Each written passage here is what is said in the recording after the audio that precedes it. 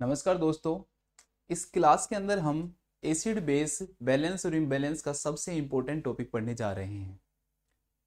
जो भी पार्ट हमने पढ़ा अभी तक, जिसमें हमने पीएच के बारे में जाना, एसिड बेस के बारे में जाना, इसके अलावा इनका जो बैलेंस है वो कैसे होता है, उससे भी ज़्यादा जो क्वेश्चंस हमारे एग्जाम में पूछे जाते हैं, जैसा कि आप सभी को पता है, वो उस चीज़ से पूछे जाते हैं जिसे हमें एग्जाम के अंदर एग्जामिनर क्या होगा दोस्तों, वो हमें पीएच देगा, PaCO2 देगा और SCO3 देगा, और ऐसा देकर वो हमसे पूछेगा कि आपको ये बताना है कि इसके अंदर कौन सा जो इम्बैलेंस है वो प्रेजेंट है। तो मैं कह सकता हूं दोस्तों कि हमारे लिए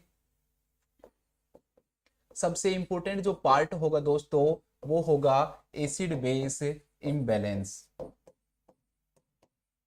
क्योंकि एग्जाम के अंदर जो क्वेश्चंस जो पूछे जाते हैं, अगर हम उनको देखें तो सबसे ज्यादा क्वेश्चन जो हैं वो एसिड बेस इम्बैलेंस से ही पूछे जाते हैं। अब हमें एसिड बेस इम्बैलेंस को समझना है दोस्तों। हम बिल्कुल सिंपल तरीके से समझेंगे कि एसिड बेस इम्बैलेंस क्या है। जो चारों जो कंडीशन है इम्बैलेंस की दोस्तों, उसके बारे में समझेंगे, साथ में ही हम उनके अलावा जो कंपनसेशन है उसे भी समझेंगे।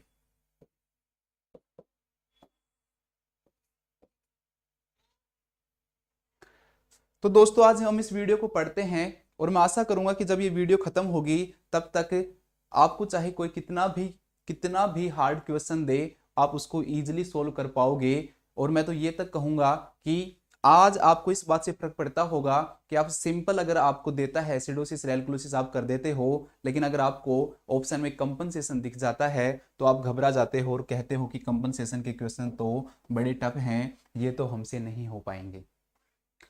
तो दोस्तों मैं आपको बताना चाहूंगा कि हम उस तरीके से पढ़ेंगे कि हमें इस बात से फर्क ही नहीं पड़ेगा कि जो हमारा जो ऑप्शन है, हमारे जो ऑप्शन है उस ऑप्शन के अंदर कंपनसेशन है या नहीं है। क्यों? हम उस तरीके से हमारे क्वेश्चंस को सोल्व करेंगे कि हमें अपने आप ही पता लग जाएगा कि कंपनसेशन हो रहा है या नहीं हो रहा। तो आज का हम जो टॉपिक है वो शुरू करते हैं दोस्तों। टॉपिक का नाम है एसिड बेस इम्बैलेंस। आपके माइंड में मैं इसका कंसेप्ट बनाता हूं, और कंसेप्ट बनाने के लिए मैं तीन चीज लेता हूं दोस्तों। एक लेता हूं पीएच, एक लेता हूं दोस्तों PaCO2, या फिर इसको कई बार PCO2 भी लिख देते हैं, और तीसरी जो चीज है दोस्तों वो है HCO3। मेरे जिन दोस्तों ने पिछली जो वीडियो नहीं देखी है दोस्तों, तो भी आप लोगों को ये टॉपिक है वो आसानी से समझ में आ जाएगा और आप इन क्वेश्चंस को कर दोगे। लेकिन अगर आप उन वीडियो को देखोगे तो आपको कारण समझ में आएगा, अच्छे से कंसेप्ट समझ में आएंगे कि ऐसा हो रहा है तो क्यों हो रहा है। लेकिन अगर आपने वो वीडियो देख ली और आपको लग रहा है कि थोड़ा टफ है, कि अगर मुझे वो चीज़ें नहीं समझ में आई तो क्या मैं क्वेश्चन को कर सकता हूं, तो मैं कहूंगा दोस्तों, अगर आपने उन वीडियो को देखकर अगर आपको थोड़ा टफ लग रहा है और अगर आपका कंसेप्ट नहीं भी बन पा रहा, तब भी आप इन क्वेश्चंस को बहुत इजीली सॉल्व कर सकते हो। तो हमारे पास तीन कंपोनेंट हैं। इनको अगर आपने समझ लिया दोस्तों, तो समझ लेना कि आपने सब कुछ समझ लिया। और ये आपका जो कंसेप्ट है ये आपके माइंड में होना चाहिए, तब आपका जो क्वेश्चन है वो कभी भी गलत नहीं होगा। तो क्या है? पहला तो पीएच है दोस्तों, बिल्कुल सिंपल है, आपको बताने की भी जरूरत नहीं है कि अगर जो पीएच है, जो ब्लड की जो पीएच है वो नॉर्मल कितनी होती है दोस्तों, तो मैं कहूंगा कि ब्लड की जो पीएच है वो नॉर्मल 7.35 टू 7.45 होती है। नॉर्मल याद रखना आपके लिए बहुत जरूरी है दोस्तों, क्योंकि जब हमें नॉर्मल पता होगा तब ही तो हम एबनॉर्मल कर पाएंगे। इसके बाद है PaCO2 या PCO2। ये क्या है दोस्तों? ये हमारे ब्लड के अंदर जो CO2 है उसकी अमाउंट है, ब्लड के अंदर जो CO2 है उसकी अमाउंट है, जिसे हम पार्शियल प्रेशर ऑफ CO2 के नाम से जानते हैं। इसे आप चाहे तो PaCO2 कह दो, PCO2 कह दो, या आप कह दो इसे कि ये पार्शियल प्रेशर ऑफ CO2 है। अब आप कहोगे दोस्तों कि पार्शियल प्रेशर ऑफ CO2 का क्या मीनिंग है सर? तो मैं कहूंगा दोस्तों कि पार्शियल प्रेशर ऑफ CO2 का मतलब सिर्फ इतना सा है कि हमारा जो ब्लड है उस ब्लड के अंदर जो CO2 है उसकी कितनी अमाउंट है, वो ही partial pressure of the CO2 कहलाता है। अगर आप इसके शुरू के 2 लेटर्स ले लोगे तो ये PaCO2 कहलाएगा, अगर एक ही लोगे तो PCO2 कहलाएगा, और दोनों ही दोस्तों सही हैं, दोनों में से कोई भी गलत नहीं है। अब आपको इसका नॉर्मल जो लेवल है वो पता होना चाहिए, ये सबसे ज़रूरी है दोस्तों। जो नॉर्मल लेवल है वो तो आपको पता होना ही चाहिए, तो उसको याद करना बिल्कुल सिंपल है। यहाँ पर 7.35 टू 7.45 है, ब्लड के लास्ट के 2 ले लो सर, तो आपको पता लगेगा कि इसका जो नॉर्मल जो लेवल है वो 35 टू 45 mm ऑफ Hg है। क्योंकि प्रेशर है तो प्रेशर का जो मात्रक जो है यूनिट है वो mm ऑफ Hg है। ऐसे नहीं है कि मैंने यहाँ से उठाए हैं दोस्तों, ये ट्रिक है। मतलब आपको सिर्फ ये याद है कि 7.35 टू 7.45 है, तो आपके पास ट्रिक है, आपको इजीली ये भी याद हो जाएंगे कि जो PCO2 है या फिर PaCO2 है वो 35 टू 45 mm ऑफ Hg होता है। तीसरा आपके पास दोस्तों SCO3 है, जिसे हम बाइकार्बोनेट के नाम से जानते हैं। हमने इसके बारे में अच्छे से पढ़ा है जब हमने पिछली जो वीडियोज हैं वो देखी हैं। SCO3 जो है दोस्तों, उसका अगर हम नॉर्मल लेवल की बात करें तो SCO3 का जो नॉर्मल जो लेवल है वो 22 to 27 milliequivalent per litre होता है। कुछ बुक्स में आपको ये 22 टू 26 भी मिल जाएगा, लेकिन जो मैंने ये जो मान लिया है वो एनक्लेक्स जो बुक है उसके अकॉर्डिंग लिया है, जिसमें SCO3 का जो नॉर्मल जो लेवल दे रखा है वो 22 टू 27 मिली इक्विवेलेंट पर दे रखा है। और आपको भी दोस्तों यही याद रखना है। तो हमने कुल मिला के पहली जो चीज देखी दोस्तों वो इनके नॉर्मल लेवल देखे, क्योंकि हमें एब नॉर्मल तभी पता लगेगा जब हमें नॉर्मल पता लगेगा। तो नॉर्मल लेवल में एक बार दोबारा से जल्दी से लिख देता हूं। पीएच का नॉर्मल लेवल है 7.35 टू 7.45 दोस्तों। PaCO2 का नॉर्मल जो लेवल है वो है 35 टू 45 mm ऑफ Hg, जबकि HCO3 का नॉर्मल जो लेवल है दोस्तों वो है आपका 22 to 27 milliequivalent per litre. अब दोस्तों ये तो हो गया नॉर्मल, अब हमें एबनॉर्मल करना है। तो आपको पता है कि जो पीएच है वो अगर 7.35 से कम हो जाती है तो ये जो कंडीशन है दोस्तों वो एसिडोसिस कहलाती है। तो हमारे पास पहली जो एबनॉर्मलिटी निकल के आई दोस्तों वो एसिडोसिस आई। दूसरी जो कंडीशन है दोस्तों जिसमें जो पीएच है वो 7.35 से ज़्यादा हो 45 से 7.45 से ज़्यादा हो जाती है, इस कंडीशन को हम एल्कलोसिस कहते हैं। क्योंकि आपको दिख रहा है 7.35, अगर इससे कम हो रहा है एसिडोसिस होगा, अगर 7.45 से ज़्यादा हो रही है एल्कलोसिस होगा। मैंने आपको ये पहले पढ़ा भी चुका हूँ, जो स्केल है उसके अकॉर्डिंग भी आप चल सकते हो कि इधर अगर आप जाओगे तो एसिडोसिस होगा और अगर आप इस तरफ जाओगे तो क्या होगा, एल्कलोसिस होगा। यही हो रहा है, अगर 7.35 से कम की तरफ जाओगे तो एसिडोसिस होगा और अगर 7.45 से आगे की तरफ जाओगे दोस्तों तो एल्कलोसिस होगा। आप कहोगे सर बस हो गया ये, मैं कहूँगा हाँ बहुत है, इतनी नॉलेज बहुत है पीएच के बारे में कि इससे कम एसिडोसिस, इससे ज़्यादा एल्कलोसिस, और ये है नॉर्मल पीएच। अब कहोगे PaCO2 में क्या है, तो दोस्तों अपने माइंड के अंदर फिक्स कर लो, बार बार इसको याद रखो, बस बैठा लो दिमाग में। जब भी मैं CO2 बोलूं तो आप समझना कि मैं एसिड बोल रहा हूं। जब भी मैं CO2 बोलूं तो समझ जाना दोस्तों कि मैं एसिड बोल रहा हूं। और जब भी मैं HCO3 बोलूं दोस्तों, मैं आपको पहले बता भी चुका हूं कि SCO3 जो है वो बाइकार्बोनेट है, और HCO3 क्या है, बाइकार्बोनेट है। और बाइकार्बोनेट मतलब ये एक बेस है, और बेस का मतलब हो गया कि ये एल्कलाइन है, और एल्कलाइन जो होगा वो क्या करेगा दोस्तों, एल्कलोसिस करेगा। CO2 दोस्तों मैंने बताया एसिड है, याद रखना है। HCO3 है दोस्तों वो एल्कलाइन है। पहली बात याद रखनी है कि CO2 क्या है, एक एसिड है।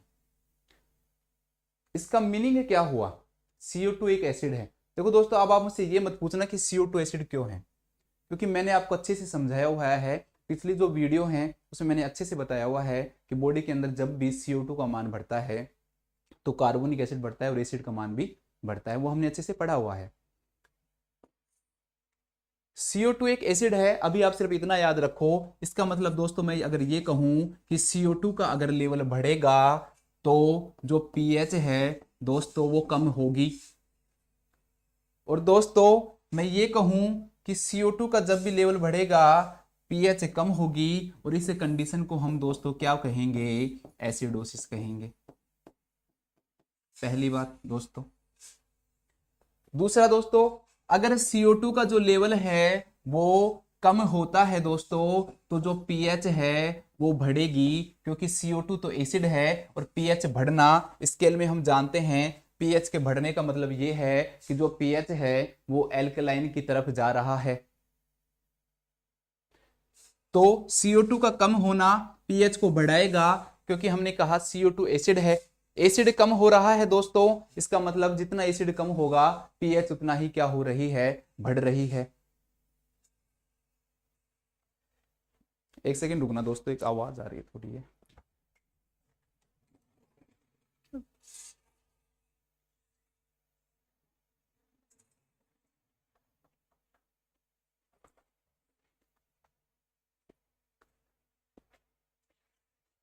आगे देखिए दोस्तों, CO2 का लेवल कम हो रहा है, pH बढ़ रही है, या मैं कहूं CO2 बढ़ रहा है, pH कम हो रही है। ये दोस्तों आपको याद रखना है। लास्ट जो चीज आपको याद रखनी है दोस्तों वो ये रखनी है कि जो CO2 है वो रेस्पिरेटरी मैकेनिज्म बनाता है। और ये तो आपको याद रखने की जरूरत भी नहीं है, क्योंकि आप सबको पता है कि हमारी बॉडी के अंदर रेस्पिरेशन के द्वारा क्या होता है, ऑक्सीजन आता है और CO2 बाहर जाता है। अगर किसी कारण से CO2 बाहर नहीं जा पा रहा, इसका मतलब CO2 का लेवल बढ़ेगा, और CO2 का अगर लेवल बढ़ेगा दोस्तों तो pH गिरेगी, और pH गिरेगी दोस्तों तो एसिडोसिस होगा। या फिर मैं कहूं कि हमारी बॉडी के अंदर जो CO2 है उसकी जो अमाउंट है दोस्तों वो क्या हो जाए, कम हो जाए। तो दोस्तों CO2 की अगर अमाउंट कम हुई तो जो pH है दोस्तों वो क्या होगी, बढ़े। CO2 की अगर अमाउंट कम हो गई दोस्तों तो जो pH है वो क्या होगी, बढ़ेगी। और pH का बढ़ना दोस्तों क्या कहलाता है, एल्कलोसिस कहलाता है। तो मैं ये कह सकता हूं कि जब भी CO2 कम हो रही है वो एल्कलोसिस करेगी, और जब भी CO2 बढ़ेगी तो एसिडोसिस होगी। और नॉर्मल लेवल हमें पता ही है 35 to 45। इसको समझना तो बिल्कुल ही सिंपल है दोस्तों। SCO3 खुद ही एल्कलाइन है, तो बस इतना याद रखना है। आप खुद बताओ, जब एल्कलाइन होगा तो एसिडोसिस की जब कंडीशन होगी दोस्तों तब क्या होगा, SCO3 बढ़ेगा या कम होगा। तो आप कहोगे दोस्तों कि SCO3 तो क्या होगा सर, कम होगा, क्योंकि ये तो क्या है, एल्कलाइन है। और जब दोस्तों एच एल्कलोसिस की कंडीशन होगी तो आपको खुद को भी पता है दोस्तों कि एल्कलोसिस की जब कंडीशन होगी तो HCO3 जो है उसका जो लेवल है वो बढ़ेगा, क्योंकि SCO3 खुद क्षार है, खुद बेस है, खुद एल्कलाइन है। और एल्कलाइन बॉडी में बढ़ा, और एल्कलाइन बढ़ेगा तो एल्कलोसिस होगा। और एल्कलाइन अगर बॉडी में कम होंगे तो इसका मतलब एसिड बढ़ेंगे। दोनों एक दूसरे के ऑपोजिट हैं। यहां भी यही हो रहा है। CO2 को माना एसिड है, एसिड बढ़ेगा, pH कम होगी, एसिडोसिस होगा। एसिड कम हो रहा है, pH क्या होगी, बढ़ेगी, एल्कलोसिस होगा। और HCO3 का आपको याद रखना है, क्या HCO3 आपके रेस्पिरेशन के द्वारा बाहर जा रहा है, आप कहोगे नहीं जा रहा। मतलब कि HCO3 का निर्माण हो कैसे रहा है, तो आप कहोगे कि मेटाबॉलिज्म के द्वारा हो रहा है। तो HCO3 जो है दोस्तों वो किसके द्वारा हो रहा है, मेटाबॉलिज्म के द्वारा।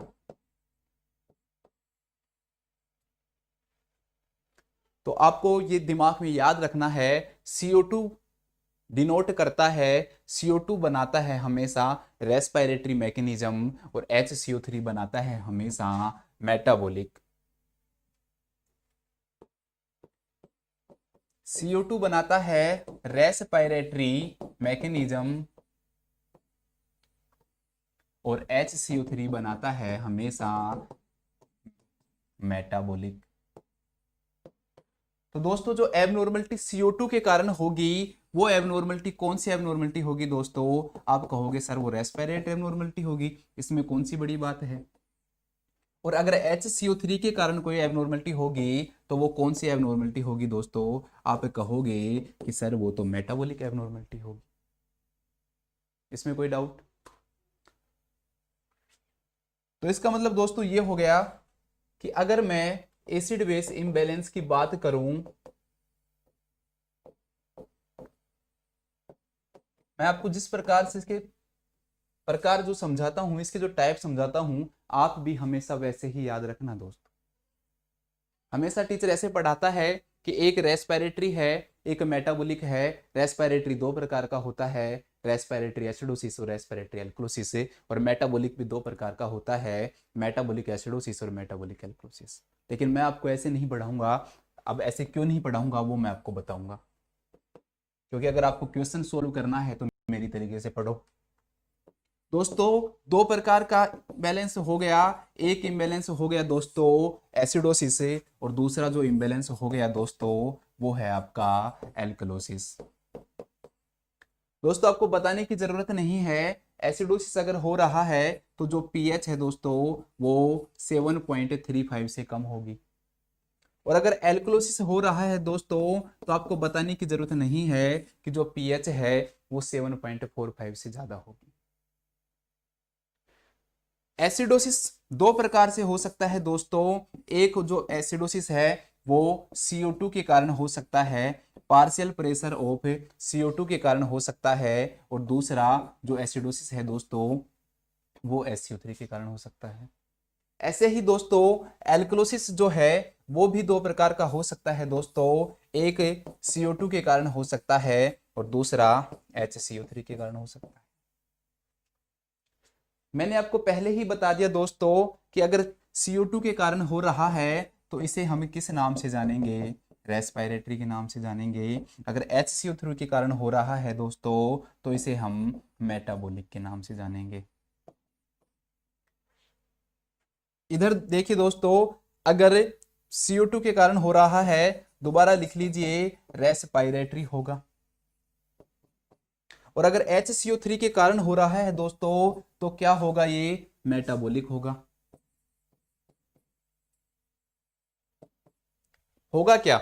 ऊपर लिख रखा है acidosis, respiratory acidosis, metabolic acidosis.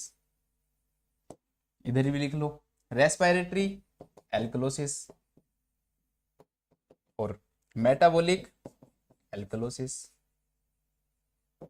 अब देखिए दोस्तों, अब हमें ये देखना है कि इनका लेवल बढ़ेगा या कम होगा, जो मैं आपको पहले भी बता चुका हूं। और अब आपको खुद को एक लाइन तो याद रखनी है, अगर आपको सब भी याद न रहे, कि CO2 is acid and HCO3 is a base या एल्कलाइन।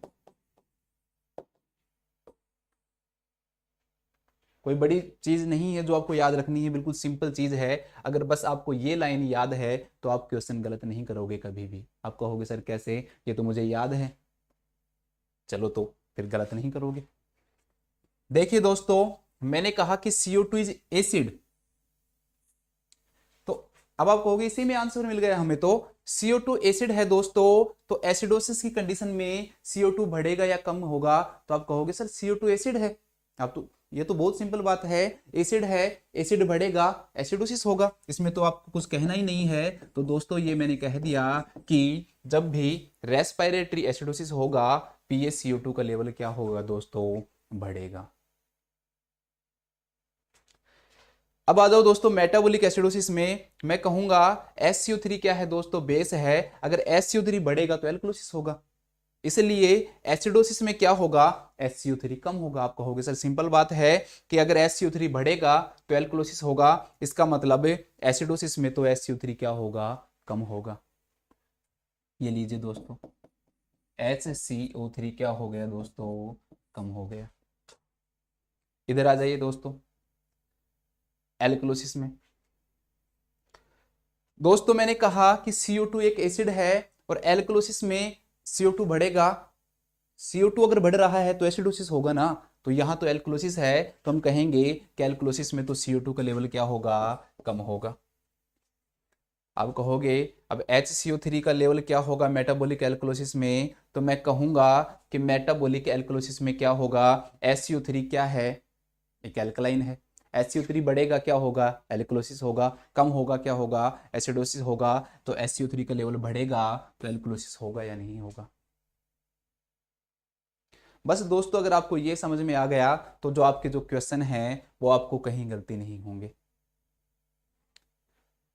यही समझना है कि CO2 एसिड है, SCO3 क्या है, एल्कलाइन है। CO2 रेस्पिरेटरी के लिए है और जो SCO3 है वो मेटाबॉलिक के लिए है। CO2 अगर बढ़ेगा तो क्या होगा दोस्तों, एसिडोसिस होगा। SCO3 अगर कम होगा दोस्तों तो क्या होगा, SCO3 अगर कम होगा दोस्तों तो भी एसिडोसिस होगी। और अदर इधर अगर हम देखें तो जो PaCO2 है उसका लेवल अगर कम हो रहा है तो भी एल्कलोसिस होगा, और SCO3 का लेवल है वो भी क्या होगा, एल्कलोसिस। अब आपको याद करना ये भी बिल्कुल सिंपल है। कैसे, ये दोनों हमेशा ओपोजिट होंगे। देखो एसिडोसिस में ये बढ़ रहा है, ये कम हो रहा है। एल्कलोसिस में ये कम हो रहा है और ये बढ़ रहा है। अब कौन सा कम हो रहा है और कौन सा बढ़ रहा है दोस्तों, ये तो याद करना बिल्कुल सिंपल है, क्योंकि मैंने आपको CO2 के बारे में बता रखा है कि CO2 एसिड है, SCO3 एल्कलाइन है।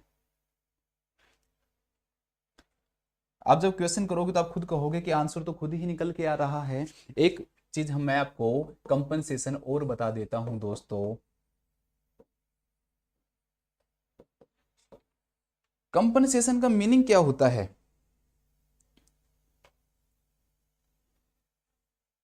सरकार भी कंपनसेशन देती है। किसी की जब डेथ हो जाती है तो सरकार क्या देती है, कंपनसेशन। जान के बदले में क्या दे रही है, उसको पैसे दे रही है। कई बार किसी की डेथ हो जाती है, सरकार क्या देती है कि कंपनसेशन दे रहे हैं, ये लो पैसे। कंपनीज फैक्ट्रीज भी देते हैं, कोई मजदूर मर जाता है उसको कंपनसेशन दे रहे हैं। मतलब कि एक चीज की कमी को दूर करने के लिए दूसरी चीज देना क्या कहलाता है, कंपनसेशन कहलाता है। हमारे पास दो ही चीजें हैं दोस्तों, एक है CO2, एक है HCO3। एसिड भी है, उसको छोड़ो अभी के लिए, क्योंकि मैकेनिज्म तो ये दो ही बना रहे हैं, रेस्पिरेटरी और मेटाबॉलिक। तो दोस्तों जब एक का मान कम हो और उससे दूसरे का जो मान है वो क्या हो जाए, चेंज हो जाए। कम होगा ज्यादा होगा ये छोड़ो, आप कम होगा ज्यादा होगा ये छोड़ो, सिर्फ इतना याद रखो कि कंपनसेशन का मतलब ये है कि अगर एक का मान कम होगा या ज्यादा होगा तो दूसरे का मान भी क्या होगा, चेंज होगा। चाहे कम हो चाहे ज्यादा हो, हमेशा दूसरे का मान चेंज जरूर होगा। वही क्या कहलाता है दोस्तों, वही कंपनसेशन कहलाता है कि एक के मान में कम ज्यादा होने पे दूसरे का मान चेंज होना। ऐसा ही इधर भी होगा कि HCO3 का अगर मान कम ज्यादा होता है दोस्तों और उसके कारण अगर PaCO2 भी अपने मान को चेंज कर लेता है तो उसे हम क्या कहेंगे, कंपनसेशन कहेंगे। मतलब एक की एबनॉर्मलिटी को ठीक करने के लिए दूसरा अपने मान के अंदर चेंज करके उसे ठीक करने की क्या करेगा, कोशिश करेगा, उसे ही हम क्या कहेंगे, कंपनसेशन कहेंगे। क्वेश्चन में कंपनसेशन का पता कैसे लगेगा, वो हमें तब पता लगेगा जब हम क्वेश्चन देखेंगे। अब मैं आपको क्वेश्चन सोल्व करवा रहा हूं दोस्तों, ज्यादा इसको नहीं खींचेंगे हम। सिर्फ जब आप क्वेश्चन सोल्व करोगे आप खुद कहोगे कि हमें सर समझ में आ गया। कैसे, चलो देखते हैं। हमारे सामने दोस्तों ये क्वेश्चन है। हमारी जो टेक्निक है दोस्तों वो मैं आपको बता देता हूं। हमें सबसे पहले निकालना है पीएच। दूसरा दोस्तों पीएच में ये देखना है कि जो पीएच के अंदर एसिडोसिस हो रहा है या एल्कलोसिस हो रहा है।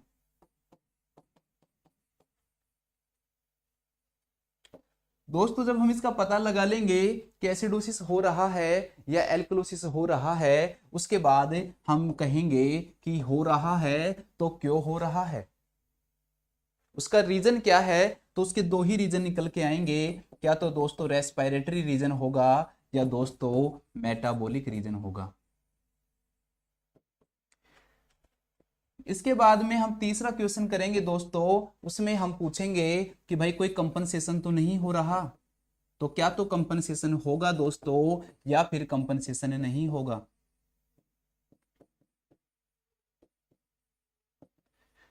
फिर इसके बाद नेक्स्ट जो हम पूछेंगे दोस्तों, तो पहला हो गया पीएच, दूसरा हो गया ऐसा हो रहा है तो क्यों हो रहा है, तीसरा हो गया कि कंपनसेशन हो रहा है या नहीं हो रहा, और जो फोर्थ है दोस्तों वो ये पूछेंगे अगर कंपनसेशन हो रहा है, अगर यस है तो ये कंपनसेशन कितना हो रहा है, फुल है मतलब कि कंप्लीट है या फिर पार्शियल है।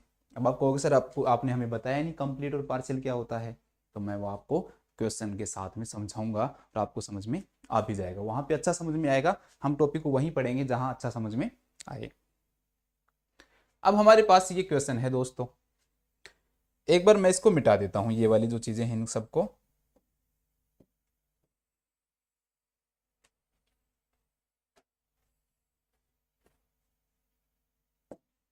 अब आते हैं दोस्तों, सबसे पहले लिखेंगे दोस्तों पीएच, ये मैंने पीएच लिख ली, पीएच है दोस्तों 7.29। इसके बाद हम नॉर्मल पीएचएस की तुलना करते हैं दोस्तों, इसको देखते हैं कि एसिडोसिस या एल्कलोसिस, मैंने आपको पहले बता दिया, वो हमें तब पता लगेगी जब हमें नॉर्मल पीएच होगी। नॉर्मल पीएच दोस्तों हमारे पास है 7.35 टू 7.45, इसका मतलब दोस्तों इसे देख के लग रहा है कि ये 7.35 से कम है, और इधर अगर इससे कम है तो ये कंडीशन दोस्तों एसिडोसिस की होती है। तो दोस्तों इस क्वेश्चन में पहला जो है वो हमारा निकल कर आ चुका है कि इसमें क्या हो रहा है, एसिडोसिस हो रहा है।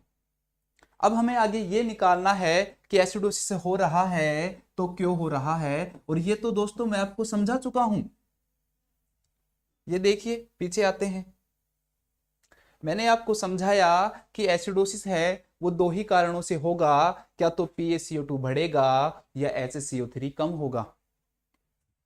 आ जाइए आप खुद को कहो, अभी आप लिख लो ताकि आपको याद रहे।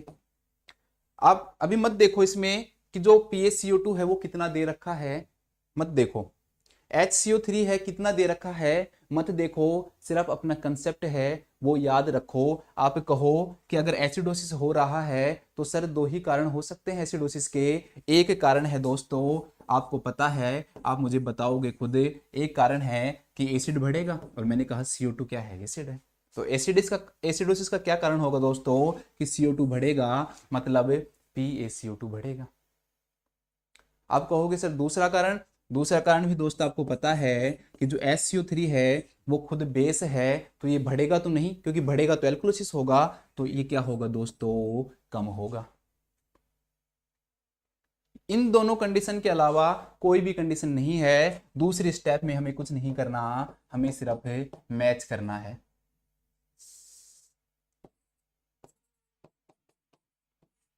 किससे मैच करना है, हमारी इस चीज से मैच करना है। हमें ऑप्शन देखना है, उसमें देखना है कि क्या तो PaCO2 बढ़ा हुआ होना चाहिए या फिर SCO3 कम होना चाहिए। दोनों में से एक कंडीशन ही आपको मिलेगी। कम ज्यादा का पता हमें तब लगेगा जब हमें नॉर्मल का पता होगा। हमें पता है कि PaCO2 का नॉर्मल लेवल 35 से 45 होता है, SCO3 का नॉर्मल लेवल 22 से 27 होता है। जो मात्रक है वो मैंने आपको बता दिए। अब हम उठाते हैं हमारा ये CO2 को हमने उठाया दोस्तों, और हमने देखा कि PaCO2 तो 68.2 mm ऑफ Hg है। मतलब कि दोस्तों जो एसिडोसिस है उसका रीजन क्या है कि PaCO2 बढ़ा हुआ होना चाहिए। हमने देखा कि PaCO2 तो बहुत ज्यादा बढ़ा हुआ है, तो हमने यहां पर लिख दिया कि PaCO2 तो बढ़ा हुआ है जी। कितना है, 68.2 है। मतलब हमें पता लग गया कि जो एसिडोसिस जो हो रहा है उसका रीजन यही है, हमें पता लग गया यहाँ पे। लेकिन फिर भी हम अच्छे से इसको सोल्व करेंगे कि ये चीज है या नहीं है, क्योंकि HCO3 हमें बता देगा।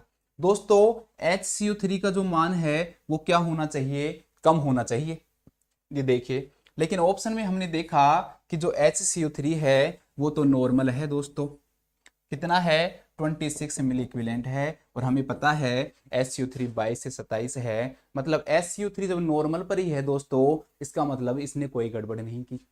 जब इसने दोस्तों कोई गड़बड़ नहीं की तो हम इसको तो यहां से हटा देते हैं कि आप तो रीजन नहीं हो। और यहां हमारी शर्त को ये पहले ही फुलफिल कर रहा था, हमें पता लग गया था यहीं पे ही। बस हमने तो इसको क्या किया है, डबल चेक किया है इसको देखने के लिए कि SCO3 कहीं कम तो नहीं हो रहा। ऐसा कभी नहीं मिलेगा, एक ही चीज मिलेगी, क्या तो आपको PaCO2 बढ़ा हुआ मिलेगा या SCO3 कम मिलेगा।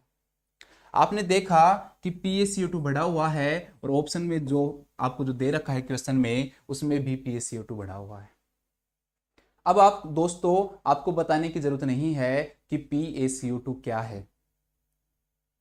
आप कहोगे सर PaCO2 का मतलब हमेशा, CO2 का मतलब मैं हमेशा रेस्पिरेटरी लूंगा, SCO3 का मतलब मैं मेटाबॉलिक लूंगा। मतलब कि दोस्तों PaCO2 के कारण क्या हुआ था, PaCO2 का लेवल बढ़ा था जिसके कारण एसिडोसिस हुई थी, और PaCO2 को दोस्तों हम रेस्पिरेटरी बोलते हैं।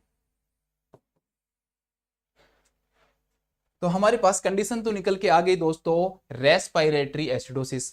अब आप कहोगे कि सर ये तो बता दिया, अब ये बताओ हमें ये कैसे पता लगेगा कि कंपनसेशन हो रहा है या नहीं हो रहा। तो तीसरी जो चीज हमें निकालनी है दोस्तों, पहली चीज हमने निकाल ली, दूसरी चीज हमने निकाल ली, तीसरी चीज हमें निकालेंगे दोस्तों, वो निकालेंगे कंपनसेशन। दोस्तों मैंने आपको पहले ही बता दिया कंपनसेशन का मतलब क्या होता है, कि एक चीज को बैलेंस करने के लिए दूसरी चीज अपने आप में क्या करती है, चेंज करती है। मतलब दोनों का जो लेवल है वो आपको क्या मिलना चाहिए। अगर एब नॉर्मल मिलता है तो ही कंपनसेशन है। अगर दोनों का लेवल में से एक का अगर एबनॉर्मल है, एक का नॉर्मल है, इसका मतलब कंपनसेशन नहीं हुआ। आप इसको ऐसे समझो कि इधर इसका मान चेंज हो रहा था और SCO3 कह रहा था मुझे कुछ नहीं लेना तेरे से, तुम तुम्हारा खुद देखो, मैं तो मेरा जो लेवल है वो नॉर्मल रखूंगा। और कंपनसेशन का मतलब क्या होता है कि PaCO2 की प्रॉब्लम में SCO3 आएगा और SCO3 की प्रॉब्लम में PaCO2 आएगा। आप कहोगे सर क्वेश्चन में कैसे करें, देखो हमेशा इसी फॉर्मूले से चलना है, हर क्वेश्चन को ऐसे ही करेंगे। क्या करना है दोस्तों, दोनों का मान लिख लो, PaCO2 HCO3। PaCO2 का मान बढ़ा क्या, अपने आप से पूछना कि सर PaCO2 का मान बढ़ा क्या। आप कहोगे हाँ इसका मान चेंज हुआ है, चाहे बढ़े या घटे वो बात की बात है, क्योंकि हम सिर्फ कंपनसेशन देख रहे हैं यहाँ पे। आपने कहा हाँ बढ़ा, तो इसके कारण SCO3 का मान भी अगर चेंज होना चाहिए अगर कंपनसेशन है तो। लेकिन आपने SCO3 का नॉर्मल लेवल देखा, ये तो नॉर्मल लेवल पे है। यहाँ देखा आपने SCO3 तो नॉर्मल लेवल पे है, मतलब कि PaCO2 के कारण SCO3 ने कोई कंपनसेशन नहीं किया। ये लो, अगर यहां पर हमेशा दोनों आपको चेंज मिले तो कह देना कंपनसेशन है, अगर दोनों ही बराबर मिलेंगे, इक्वल मिलेंगे, तो कह देना कि कंपनसेशन नहीं है। या दोनों में से एक भी अगर नॉर्मल है और एक भी एबनॉर्मल है तो भी कंपनसेशन नहीं है, क्योंकि ये तो अपने मान को बेचारा चेंज करता रहा, SCO3 आराम से बैठा रहा, कहा तू चेंज कर, तेरा काम तू कर, मैं तुझे कोई कंपनसेट नहीं करूंगी। तो हमने देखा यहाँ पे दोस्तों कि कोई कंपनसेशन नहीं हुआ, और जब कोई कंपनसेशन ही नहीं हुआ तो पार्शियल और कंप्लीट तो क्या होगा, मतलब अगली जो स्टेप है वो हमें करने की जरूरत ही नहीं है। तो दोस्तों हमने देखा नो कंपनसेशन, तो हमारा आंसर सीधा निकल के आ गया दोस्तों। यहाँ पे रेस्पिरेटरी है, यहाँ एसिडोसिस है। हम पीछे से आगे की तरफ चलेंगे, तो आप इसको ऐसे भी लिख सकते हो कि रेस्पिरेटरी एसिडोसिस विदाउट कंपनसेशन। आप लिख सकते हो respiratory acidosis without compensation, without compensation. या दोस्तों सिर्फ आप इतना लिखो रेस्पिरेटरी एसिडोसिस से, तो भी वो यही समझेंगे कि इसमें कंपनसेशन नहीं। और क्वेश्चन करेंगे दोस्तों। अगर आपको इसमें थोड़ा डाउट भी है तो हम अगले जो क्वेश्चन करेंगे तो आपको खुद को एक तरीका बन जाएगा और आप उसी तरीके से करने लग जाओगे। आप कहोगे कि हाँ, आंसर तो खुद ही निकल के आता है। देखिए दोस्तों, पहला काम क्या करना है दोस्तों, आप कहोगे सर कि पहला काम ये करना है कि मुझे पीएच देखनी है। दोस्तों आपने पीएच देखी, पीएच आपके सामने आ गई 7.49। आपको अपनी नॉर्मल पीएच यहां लिख लेनी है। आपने देखा दोस्तों कि यहां तो 7.49, अरे मैंने 49, सॉरी 7.45। आपने देखा कि नॉर्मल जो पीएच है वो तो 7.45 है और यहाँ तो 7.49 है। इसका मतलब जो पीएच है वो बढ़ गई है और पीएच का बढ़ना दोस्तों हम एल्कलोसिस कहते हैं। तो दोस्तों पहली जो स्टेप है वो हमारी हो गई, हमें ये पता लग गया कि जो एल्कलोसिस है वो हो रहा है। आगे हमें क्या पता लगाना है दोस्तों, एल्कलोसिस हो रहा है तो क्यों हो रहा है भाई तुम। अब आप खुद कहोगे कि एल्कलोसिस होने के दो ही कारण हो सकते हैं। क्या कारण हो सकते हैं, SCO3 को मैं एल्कलाइन ही मानता हूं, क्या तो सर HCO3 का मान बढ़ा होगा या सर जो PaCO2 है उसका मान कम हुआ होगा। इसके अलावा कोई कंडीशन नहीं है जिसमें एल्कलोसिस होगा। आप कहोगे क्या तो सर SCO3 बड़ा होगा या PaCO2 कम हुआ होगा। करना क्या है, हमको लिखना है कि SCO3 का नॉर्मल जो लेवल है वो 22 to 27 है। PaCO2 का जो नॉर्मल जो लेवल है वो 35 to 45 है। अब हम इसमें नॉर्मल लेवल, अब हम इससे क्या करते हैं, इन दोनों से तुलना करते हैं। तो अगला जो मान है वो देखते हैं दोस्तों। एक PaCO2 देखना है, एक HCO3 देखना है। पहले PaCO2 को देख लेते हैं दोस्तों। PaCO2 दोस्तों 24 है। तो दोस्तों ये PaCO2 जो है, जो 24 है, वो कम हुआ कि बढ़ा। तो आप कहोगे हाँ जी ये तो कम हो गया। और हमने यहां भी देखा कि कम हुआ, यहां भी कम हुआ। हमारी शर्त को फॉलो ये कर रहा है, लेकिन फिर भी हम डबल चेक करेंगे।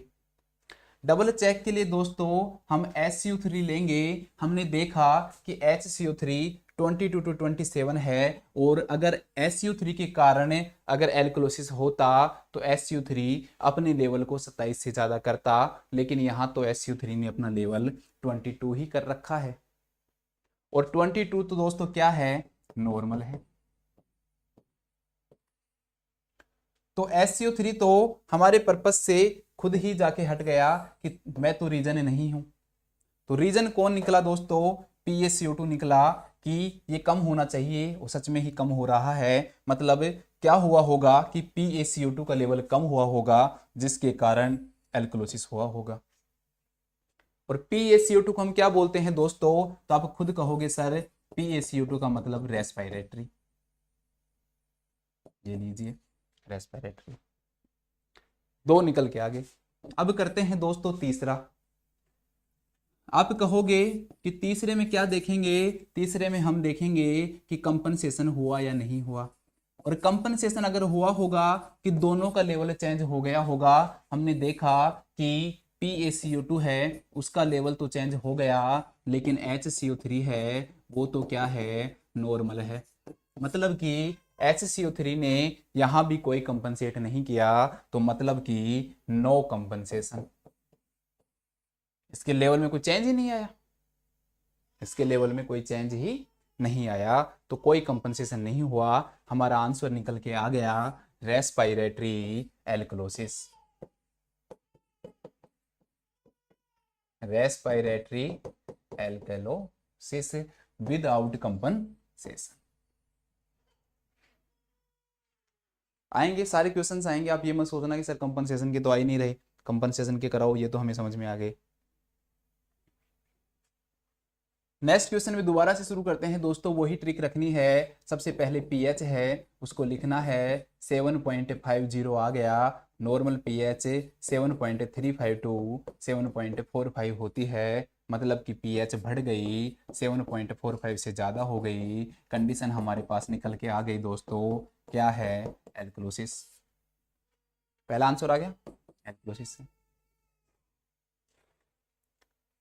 दूसरा पूछना है कि हुआ तो क्यों हुआ। आप कहोगे एल्कोलिसिस के होने के सर दो ही कारण हैं, क्या तो HCO3 का लेवल बढ़ा होगा या फिर PaCO2 का लेवल कम हुआ होगा। दोनों लिख देते हैं दोस्तों। HCO3 का जो लेवल है वो 22 से 27 होता है। PaCO2 का लेवल है दोस्तों 35 से 45 होता है। HCO3 का लेवल दोस्तों 22 से 27 होता है, यहाँ पर 29 हो रहा है और 29 क्या है सर दोस्तों 29 बढ़ा हुआ है, मतलब कि रीजन कौन है SCO3 है। लेकिन फिर भी हम क्या करेंगे, क्रॉस चेक करेंगे। PaCO2 का लेवल दोस्तों कम होना चाहिए, लेकिन हमने देखा यहाँ पर PaCO2 का जो लेवल है वो तो नॉर्मल है। इसका मतलब PaCO2 तो इसका रीजन नहीं है, क्योंकि ये तो नॉर्मल है। इसने तो एल्कोलिसिस में अगर PaCO2 एल्कोलिसिस करता तो अपने लेवल को कम रखता, जिसके कारण क्या होता, एल्कोलिसिस होता। लेकिन यहाँ जो एल्कोलिसिस हो रहा है वो HCO3 के कारण हो रहा है। HCO3 ने अपना लेवल बढ़ाया। HCO3 खुद एक क्या है, एल्कलाइन है। एल्कलाइन का जब लेवल बढ़ेगा तो वो क्या कोज करेगा दोस्तों, एल्कोलिसिस कोज करेगा। तो SCO3 है और HCO3 को हम क्या कहते हैं दोस्तों, मेटाबॉलिक कहते हैं। तीसरा निकालना है कि कंपनसेशन हुआ या नहीं हुआ। तो दोस्तों कंपनसेशन निकालने के लिए दोनों को लिखेंगे कि भाई HCO3 के कारण PaCO2 ने अपना जो लेवल है वो चेंज किया या नहीं किया। तो HCO3 ने तो अपना लेवल चेंज कर लिया, लेकिन यहाँ भी PaCO2 ने बोला कि आप अपना कुछ करो, खुद देखो आप अपना, मैं तो अपना लेवल क्या रखूंगा, नॉर्मल रखूंगा। अगर कंपनसेशन हुआ होता तो ये अगर इसका मान अगर चेंज हुआ है तो PaCO2 भी अपने लेवल को चेंज कर लेता इसको ठीक करने के लिए। लेकिन ये कह रहा है नहीं, मैं तो नॉर्मल हूं। जब नॉर्मल ही है तो तूने इसके साथ साथ ही नहीं दिया। यहां पर साथ का मतलब कंपनसेशन है कि आपने कंपनसेशन किया ही नहीं। मैंने लिख दिया दोस्तों नो कंपनसेशन। कंडीशन क्या हो गई दोस्तों, ये हो गई metabolic alkalosis without compensation. Metabolic alkalosis without कंपन। और देखते हैं, काफी सारे एग्जांपल देखेंगे दोस्तों, आपको प्रॉब्लम नहीं आएगी। वही करते हैं दोस्तों। सबसे पहले पीएच लिख लेते हैं। हमें जो दे रखी है वो 7.30 है। नॉर्मल जो होती है दोस्तों 7.35 से 7.45 होती है। 7.35 से 7.30 है, कम है, मतलब कि पहली कंडीशन निकल के आ गई। कंडीशन क्या है दोस्तों, एसिडोसिस की है। अब हमें जानना है कि एसिडोसिस है तो क्या है। हम जानते हैं दोस्तों एसिडोसिस दो ही कारणों से हो सकता है। इनको अभी मत देखो, हम हमारा जो बेसिक है कंसेप्ट है उससे ही चलेंगे। एसिडोसिस दो ही कारणों से हो सकता है दोस्तों, क्या तो एसिड का मान बढ़ेगा, PaCO2 को मैंने एसिड बताया आपको, या फिर HCO3 का मान दोस्तों कम होगा। PaCO2 का नॉर्मल जो लेवल है दोस्तों वो 35 से 45 है। SCO3 का जो नॉर्मल जो लेवल है दोस्तों वो 22 से 27 है। दोस्तों इनमें से आप चाहो जिसको ऊपर लिख सकते हो, इनसे कोई फर्क नहीं पड़ता। कहीं आप अपने मन में ये सोच रहे हो सर यहाँ आपने SCO3 को ऊपर लिख दिया, इसको नीचे, इससे कोई फर्क नहीं पड़ता। किसी को भी ऊपर लिखो, किसी को भी नीचे लिखो। अगर PaCO2 के बढ़ने के कारण हुआ होगा, अगर PaCO2 के कारण जो pH है वो चेंज हुई होगी तो PaCO2 बढ़ा होगा, और अगर HCO3 के कारण pH चेंज हुई होगी तो HCO3 दोस्तों कम हुआ होगा। अब लेंगे, हम हमारे क्वेश्चन में से उठाएंगे। हमने देखा PaCO2 क्या है, 63 है दोस्तों। इसका मतलब PaCO2 का लेवल बढ़ा है, यहां भी बढ़ा हुआ है, यहां भी बढ़ा हुआ है, मतलब कि रीजन क्या है, PaCO2 है। फिर भी डबल चेक करेंगे क्या SCO3 का लेवल कम हुआ है। आप कहोगे नहीं सर, यहां तो उल्टा हो गया, इसका लेवल कम होना चाहिए था, लेकिन यहां तो इसका लेवल क्या हुआ है, बढ़ गया है। इसका लेवल क्या हो गया है दोस्तों, बढ़ गया है। तो हमारा आंसर हमारे पास निकल के आ गया। अगर SCO3 का लेवल भी अगर कम हुआ होता तो ये सोचने की बात है कि दोनों का लेवल चेंज हो गया, ऐसा कभी नहीं होगा दोस्तों।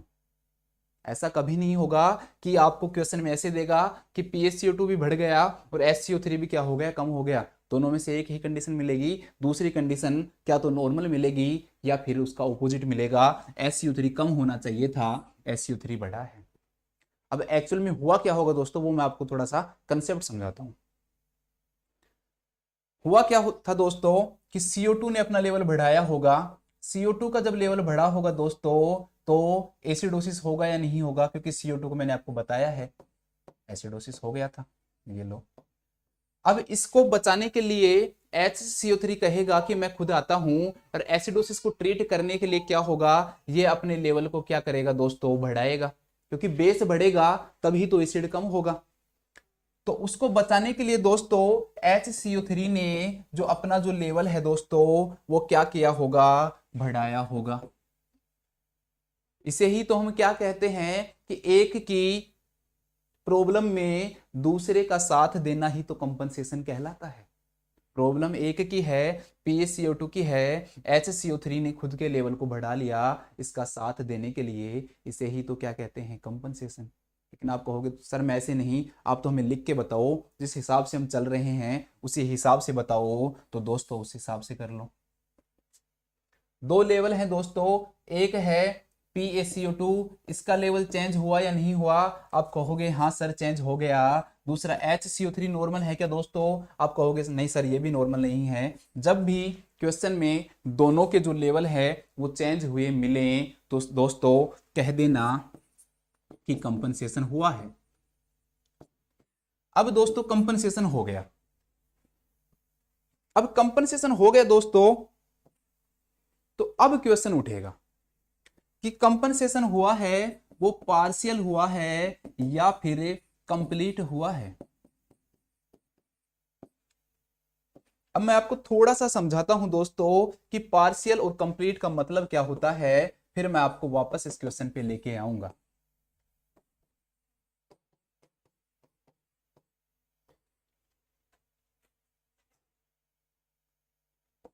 मुझे दोस्तों 1,000 रुपए चाहिए थे।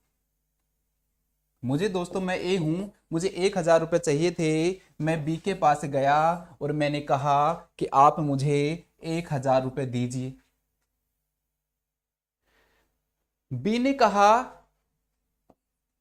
कि मैं आपको 1,000 रुपए तो नहीं दे सकता, लेकिन मैं आपको 500 रुपए दे दूंगा। तो मतलब क्या हुआ दोस्तों कि बी ने ए की सहायता तो की लेकिन पूरी नहीं कर पाया। चाहे उसके पास पैसे हो या नहीं हो वो मैटर नहीं है, आप तो सिर्फ इतना समझो कि ए को 1,000 चाहिए थे, बी ने बोला कि मैं तो तेरे को 500 ही दूंगा, मैं तो आपको 500 रुपए ही दूंगा, उससे ज्यादा नहीं दे सकता। बी ने सहायता तो की, पूरी नहीं की। ऐसी सहायता दोस्तों पार्शियल कहलाएगी।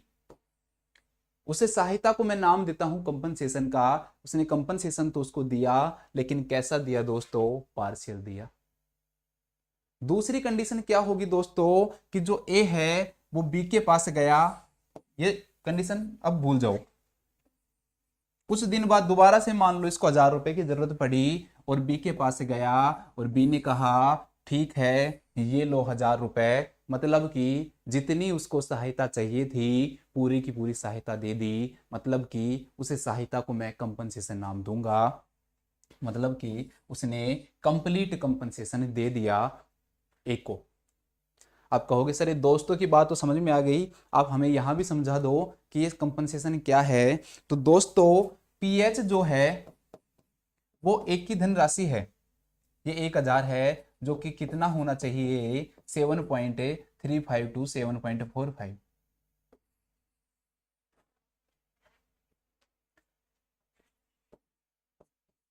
एक है ए, एक है बी। ए यहां पर है दोस्तों, या ए या बी को भूल जाओ सीधा लिख लो। एक है PaCO2, एक है HCO3। दोस्तों PaCO2 या PaCO2 जो है उसके लेवल में आया चेंज। HCO3 ने उसकी सहायता करने के लिए आया और HCO3 ने उसकी सहायता करने की कोशिश तो की, लेकिन पूरी सहायता नहीं की। आप कहोगे सर इसका क्या मीनिंग है? तो दोस्तों इसका ये मीनिंग है कि HCO3 जो है अगर पूरी सहायता कर देता तो यहां पर पीएच को नॉर्मल ले आता। क्या ले आता? नॉर्मल ले आता। लेकिन HCO3 ने कोशिश तो किया, लेकिन वो पीएच को नॉर्मल नहीं लेके आ पाया। इसका मतलब उसने सहायता तो की, लेकिन पार्शियली की। तो जब भी पार्शियल वर्ड आए, आपको कैसे देखना है? कंपनसेशन जब भी आपको ये समझना हो कि कंपनसेशन कंप्लीट हुआ है या पार्शियल हुआ है दोस्तों, तो आपको क्या देखना है? दोस्तों आपको पीएच को वापस से देखना है। अगर दोस्तों पीएच जो है वो नॉर्मल नहीं आ पाई, मतलब उस बेचारे ने कोशिश तो की थी बचाने की, लेकिन फिर भी पीएच को नॉर्मल नहीं ला पाया, मतलब कि उसने कंपनसेशन कैसा दिया? पार्शियल दिया कंपनसेशन।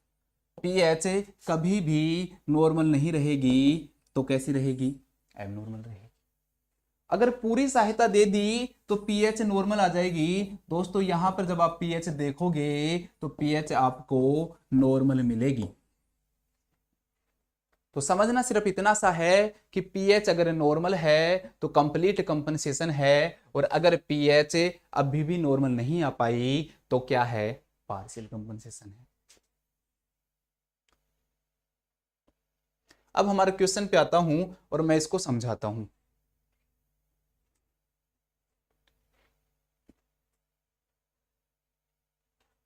पार्शियल और कंप्लीट देखने के लिए दोस्तों हमें पीएच देखनी है, और जो पीएच है वो 7.30 है। मतलब कि पीएच होनी चाहिए 7.35 टू 7.45। मतलब कि HCO3 ने कोशिश तो की थी इसको नॉर्मल लाने की, लेकिन नॉर्मल नहीं ला पाया। तो ये कैसा होगा दोस्तों? कंपनसेशन पार्शियल होगा। सिंपल सा, अगर आपको इतना नहीं समझ में आया तो ये एक लाइन में ये समझ लो कि अगर पीएच नॉर्मल है, पीएच अगर नॉर्मल दे रखी है क्वेश्चन में, तो कंप्लीट कंपनसेशन कहलाएगा। और अगर पीएच अभी भी नॉर्मल नहीं आ पाई दोस्तों, तो एब नॉर्मल कंपनसेशन कहलाएगा। अब हमारे क्वेश्चन के अंदर पीएच क्या है? कंप्लीट नहीं आ पाई, तो ये कैसा कंपनसेशन है दोस्तों? पार्शियल है। अब हम इस क्वेश्चन में वापस बैक की तरफ चलते हैं। यहां पर PaCO2 के कारण हुआ था, तो मैं लिख देता हूं PaCO2 के कारण अगर होता है तो कौन सा होता है? रेस्पिरेटरी होता है। वापस चलते हैं दोस्तों। पहला पार्शियल, उल्टा चलना है आंसर निकालने के लिए। पार्शियल है, कंपनसेटेड है, रेस्पिरेटरी है, और इसके साथ क्या है दोस्तों? एसिडोसिस है। तो क्या हो गया ये? पार्शियल, कंपनसेटेड, रेस्पिरेटरी, और क्या है दोस्तों? एसिडोसिस। एक थोड़ी सी कंसेप्ट की चीज और बता देता हूं दोस्तों। यहां पर ये जो पीएच 7.30 आई है ना, ये भी HCO3 के कारण आई है दोस्तों। समझने के लिए समझो, सिर्फ कंसेप्ट के लिए आंसर हो चुका, उसको छोड़ो, आंसर को छोड़ो, इसको समझो कि PaCO2 ने क्या किया था? पीएच को काफी गिरा दिया था। PaCO2 का लेवल बढ़ा होगा, और मान लो एक तरह से कि ये पीएच ये 7.28 तक ले आया था। HCO3 को पता चला कि भाई PaCO2 क्या कर रहा है? बढ़ा रहा है। तो मैं इसकी क्या करता हूं? सहायता करता हूं बॉडी की, और बॉडी की सहायता के लिए मैं क्या करूंगा? HCO3 के लेवल को भी बढ़ाऊंगा। HCO3 के लेवल को क्या करूंगा? बढ़ाऊंगा। तो इसने बढ़ाया, और फिर कोशिश करके ये किस इस पे लेकर आया? इसको 7.30 पर लेके आया।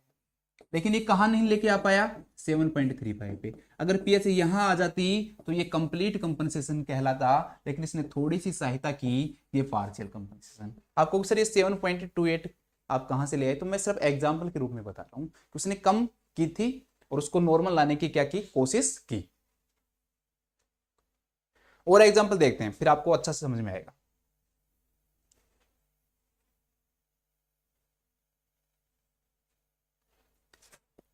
दोस्तों वापस से पीएच 7.3 की जगह इसको थोड़ा चेंज कर लो। चलो आप 7.1 कर लो।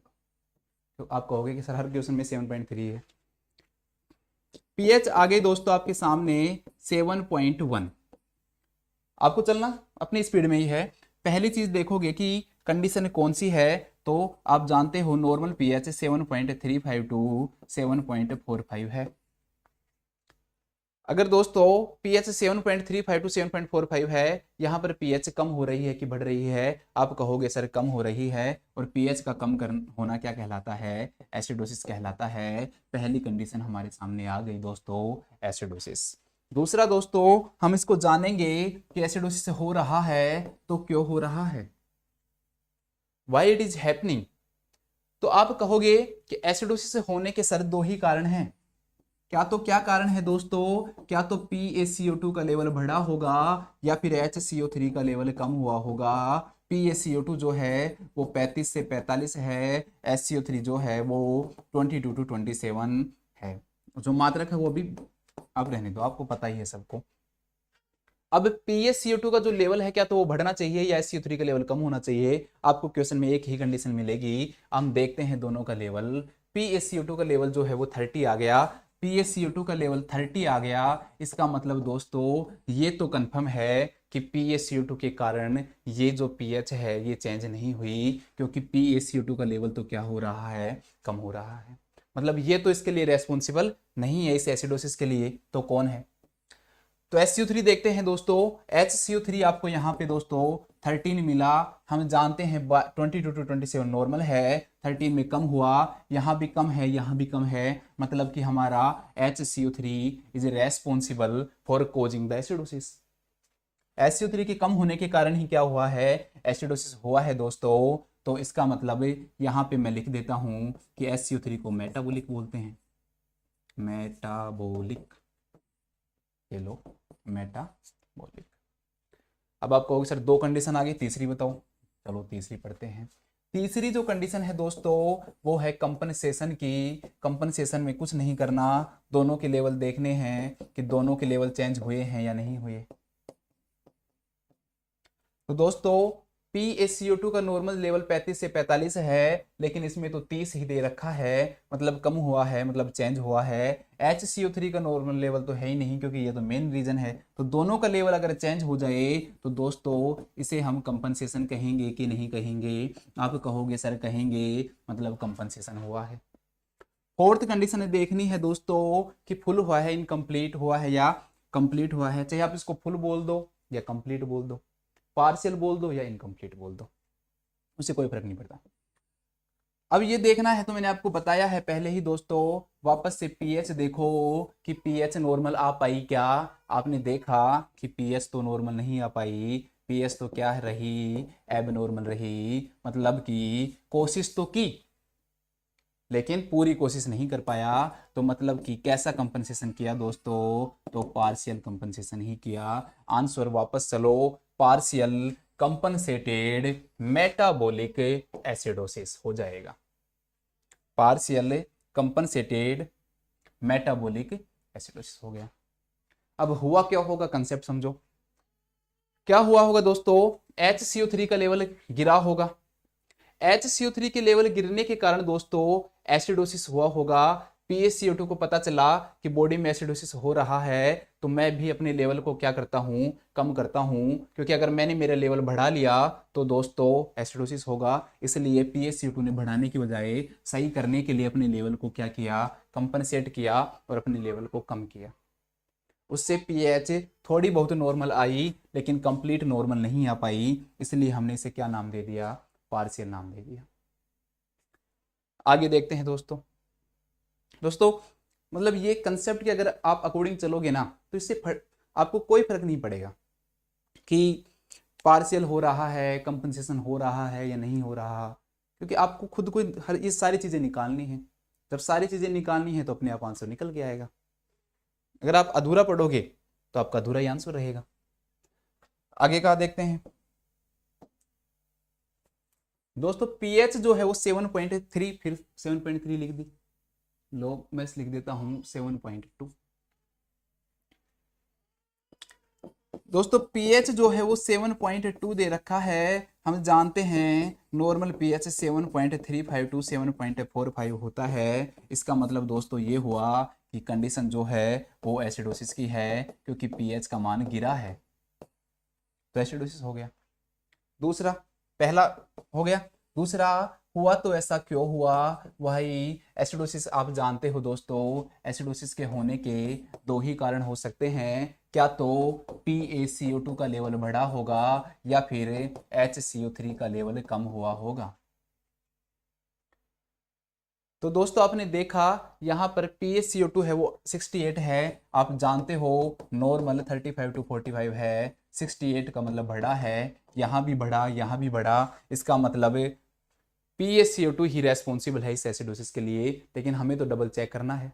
HCO3 का लेवल कम हुआ होगा, अगर HCO3 के कारण हुआ होगा। हमने देखा कि HCO3 का लेवल कम होने की बजाय बढ़ गया, क्योंकि नॉर्मल लेवल तो 22 से 27 है, लेकिन इसका लेवल तो क्या हुआ है दोस्तों, बढ़ा है, 28 है। इसका लेवल तो बढ़ा है, मतलब HCO3 तो रेस्पॉन्सिबल नहीं है। तो रेस्पॉन्सिबल कौन है? PaCO2। और मैंने आपको बताया जहां CO2 है वहां आपको रेस्पिरेटरी लिखना है, जहां अगर SCO3 रीजन होता तो मेटाबॉलिक लिखते।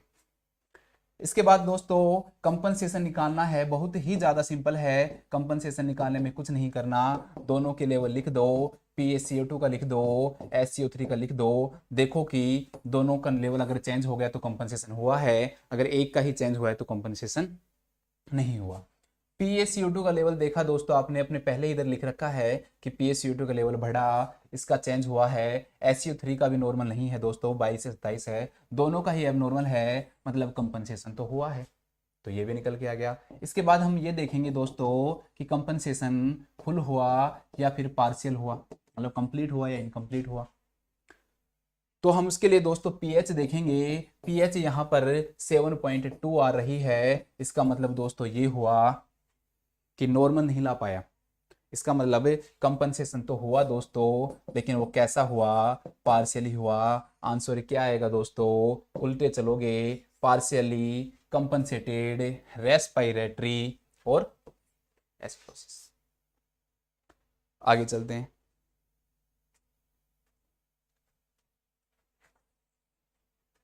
पीएच का मान दे रखा है दोस्तों 7.0।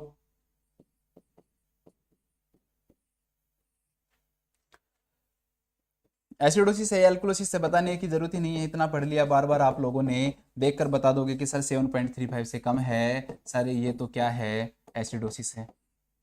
दूसरा रीजन जानोगे सर ऐसा है क्यों, तो सर मैं जानता हूं क्या तो PaCO2 का लेवल बढ़ा होगा या फिर क्या हुआ होगा सर, SCO3 का लेवल कम हुआ होगा, लेकिन हुई होगी दोनों में से एक ही कंडीशन। लो क्वेश्चन में देखते हैं। PaCO2 का नॉर्मल जो लेवल है वो लिख लो, 35 से 45 है, SCO3 22 से 27 है दोस्तों। क्या हुआ, PaCO2 का लेवल यहाँ पर कम हो गया दोस्तों, कम होकर ये तो कितना हो गया, 23 हो गया। लेकिन इसका मतलब PaCO2 तो रेस्पॉन्सिबल नहीं है, क्योंकि अगर PaCO2 के कारण एसिडोसिस हुई होती तो इसका लेवल बढ़ा हुआ मिलता, मतलब PaCO2 इज नॉट रेस्पॉन्सिबल।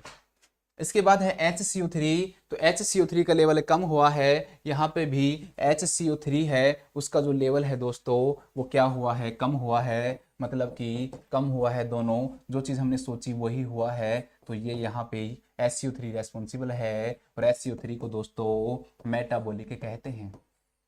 इसके बाद देखना है कि कंपनसेशन हुआ या कंपनसेशन नहीं हुआ, कुछ नहीं करना, दोनों के मान लिखने हैं। PaCO2 को देखना है, SCO3 को देखना है। आपने देखा कि PaCO2 है उसका लेवल भी चेंज हुआ है, SCO3 है उसका लेवल भी चेंज हुआ है। कंपनसेशन देखना तो इतना सिंपल है दोस्तों, आपको ये भी नहीं देखना कि मान बढ़ा कि कम, बस ये देखो कि दोनों का लेवल क्या हुआ गया, चेंज हो गया। बस ये भी नहीं देखना कि कितना बढ़ा कितना कम, नहीं, एब नॉर्मल है क्या, सिर्फ इतना देखना है कि एब नॉर्मल है क्या। दोनों के अगर एब नॉर्मल मिल जाएं तो दोस्तों इसे हम कंपनसेशन कहेंगे कि नहीं कहेंगे, आप कहोगे हाँ सर कहेंगे। इसके बाद नेक्स्ट जो निकालना है दोस्तों, लास्ट जो निकालना है फोर्थ, वो हम ये निकालेंगे दोस्तों कि कंप्लीट हुआ है या इनकम्प्लीट हुआ है, या इसको फुल बोल दो या पार्शियल बोल दो। उसके लिए दोस्तों मैंने आपको कहा है कि पीएच को देखो pH तो 7.0 है, क्या नॉर्मल है? ये नहीं है। इसका मतलब कोशिश तो हुई थी, लेकिन कैसी हुई थी? पार्शियल ही हुई है।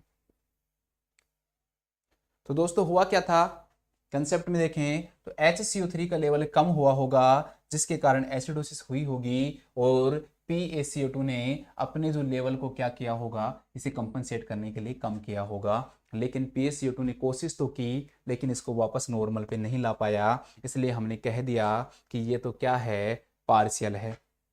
तो क्या कंडीशन हो गई दोस्तों, पार्शियली हो गई कंपनसेटेड मेटाबॉलिक एसिडोसिस। अगला क्वेश्चन, अब आ गया नॉर्मल लेवल वाला। अब इस क्वेश्चन को समझो दोस्तों, ये बहुत इंपॉर्टेंट क्वेश्चन है, जिससे आपके सारे जो कंसेप्ट वो क्लियर हो जाएंगे। आप कहोगे दोस्तों कि सर आपने कहा वही करता हूं, पहला काम मैं पीएच को देखता हूं, लेकिन ये तो मैं यहीं फंस गया, आगे क्या करूं? पीएच तो आपने मुझे नॉर्मल ही दे दी। तो दोस्तों यहां पर पीएच ही अगर आपको नॉर्मल मिल गई तो आगे मैं क्या करूं, आप ये सोच रहे होगे। तो मैं आपको कहूंगा दोस्तों, जब भी आपको पीएच नॉर्मल दिखे तो आपको इसको ऐसे देखना है कि ये नॉर्मल नहीं है। ये कहोगे सर आप कैसी बातें कर रहे हो? तो दोस्तों मैं ऐसी बातें कर रहा हूं कि बॉडी के अंदर पीएच एबनॉर्मल हो गई थी और उसे वापस नॉर्मल लाया गया है। मतलब कि ऐसा नहीं है कि इनका लेवल चेंज हो गया, तो इसका मतलब ये है इनका लेवल चेंज हुआ है तो पीएच भी क्या हुई थी, चेंज हुई थी। और जब पीएच चेंज हुई है उसके बाद नॉर्मल लाया गया है, तो आप कहोगे चलो सर ये बात तो हमने मान ली कि पीएच पहले नॉर्मल नहीं थी, अब नॉर्मल हो गई। लेकिन इससे हमें क्या फर्क पड़ता है? आप तो हमें ये बताइए कि अब हम एसिडोसिस लिखें कि एल्कलोसिस लिखें? तो दोस्तों बहुत ही ज़्यादा सिंपल है इसको याद करना या इसका पता लगाना कि एसिडोसिस है या एल्कलोसिस है। दोस्तों हम जानते हैं कि जो नॉर्मल जो पीएच होती है वो 7.35 टू 7.45 होती है। नॉर्मल पीएच 7.35 टू 7.45 होती है। तो दोस्तों 7.35, 7.36, 7.37, 7.38, 7.39, मैंने एक चीज छोड़ दी दोस्तों 7.40, इसको मैं बीच में रखता हूँ। इधर आ जाओ दोस्तों, इसके बाद आगे क्या आएगा 7.41, 7.42, 7.43, 7.43, 7.44 और यहाँ पर 7.45। आपको सर ये कैसे लिख दिया आपने, ये क्यों लिखा है? तो मैं आपको समझाता हूँ ये क्यों लिखा है। दोस्तों 7.35, 7.36, 37, 38, 39 अगर आपको इनमें से कोई भी मान दे तो आपको उसे एसिडोसिस से मानना है नॉर्मल, लेकिन क्वेश्चन को सोल्व करने के लिए एसिडोसिस मानना है। आप पूछोगे क्यों, तो वो मैं आपको भी समझाऊंगा। अगर आपको ये कोई भी मान दे तो दोस्तों इसे आपको एल्कलोसिस मानना है। आपको सर 7.40 दे दे तो दोस्तों ये आपको कभी भी नहीं मिलेगा, क्वेश्चन में कभी भी 7.40 नहीं मिलेगा। अब समझो दोस्तों कि एसिडोसिस एल्कलोसिस कहा क्यों मैंने। मैं एक बार इस स्केल को ऐसे बनाता हूं दोस्तों कि यहाँ पर है 7.40, 7.35, 7.36, 7.37, 7.38, 7.39। इनको मैं बंद कर देता हूँ ताकि आपको ये मिले नहीं, ऐसे अलग अलग रहें। ये लीजिए 7.41, 7.42, 7.43, 7.44, 7.45। तो दोस्तों एक्चुअली में हुआ क्या, देखो उसको समझो। दोस्तों एक्चुअली में क्या हुआ था, एक्चुअली में ये हुआ था कि जो पीएच है वो इधर एबनॉर्मल हाई आई होगी। एक मिनट के लिए समझो, इस क्वेश्चन को मत समझो, अभी इस क्वेश्चन को भूल जाओ आप। मैं आपको समझा रहा हूं कि करना कैसे है। क्या तो पीएच इधर एबनॉर्मल आई होगी अगर आपको कुछ दे रखा है तो, या फिर इधर आई होगी। तो बॉडी क्या करेगी, उसको नॉर्मल लाने की कोशिश करेगी दोस्तों, तो इस तरफ खींचेगी उसको। तो बॉडी क्या करेगी, जो भी पीएच एबनॉर्मल आई होगी, मान लो कि जो पीएच है वो 7.3 पे थी, अब उसको नॉर्मल लाने के लिए बॉडी क्या करेगी, क्या तो उसको 7.35 पे लाएगी, या फिर यहां पहुंचा देगी, क्या यहां पहुंचा देगी, क्या यहां पहुंचा देगी, या यहां पहुंचा देगी।